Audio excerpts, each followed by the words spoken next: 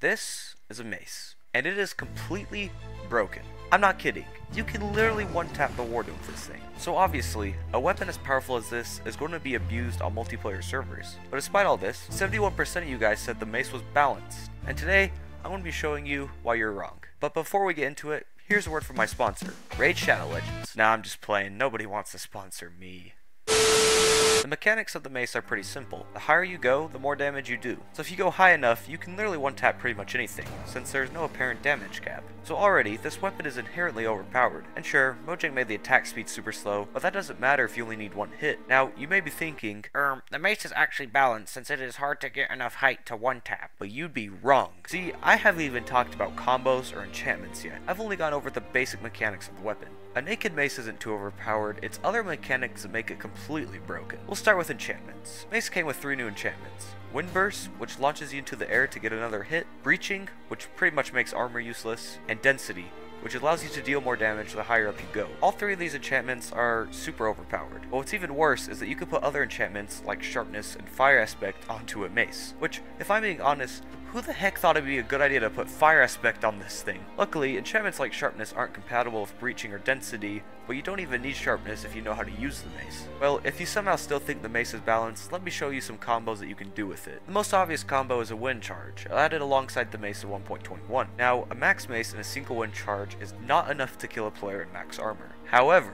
remember that Wind Burst enchantment from earlier? You can use both of these mechanics to 2-tap a player. In this clip, my mace only has Wind Burst 1, and the damage of the mace has been reduced by 3%. Despite that, I still 2-tap this player, who had max diamond armor and full health. But that's just the beginning.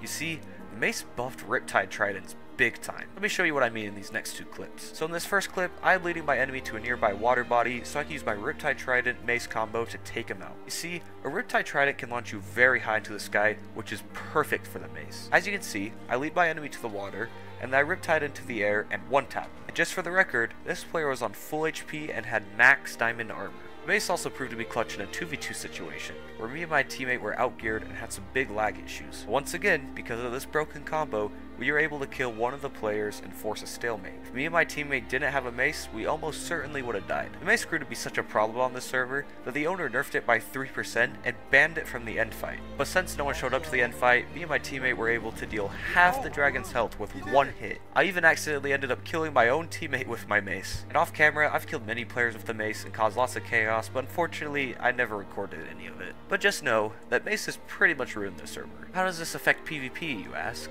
Well, as shown in previous clips, when someone has a mace and their opponent doesn't, the person wielding the mace automatically has a massive advantage. Let me create a hypothetical scenario for you. Say you have max gear, including a Riptide Trident, wind charges, and a max mace. Your opponents are 4 other players who are close in skill to you, and also have max gear, but no mace. If it starts raining in this hypothetical situation, you could realistically take a 1v4, which is just mind-boggling. Now, are there ways to counter the mace? Yes. You can use your shield to block it, you could use a totem, you can pearl out of the way, you could use feather falling, or you could fight in a concealed area. The problem is, in big PvP battles, a lot of times people aren't thinking about all those counters and can be easily surprised and defeated with 1 click of a mace. So how would I nerf the mace in order to balance it? Well, I'd start by taking Fire Aspect off of it, as I don't really see the point in having it. I'd also make a damage cap.